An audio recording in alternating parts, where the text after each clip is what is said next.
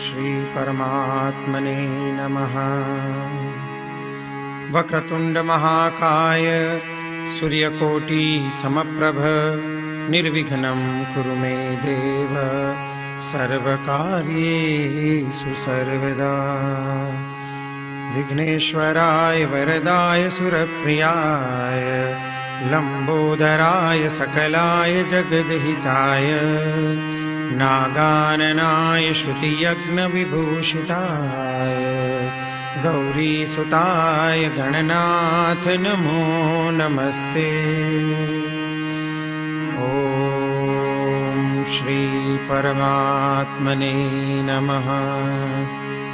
प्रणवौ पवन कुमार खलबन पावक ज्ञान धन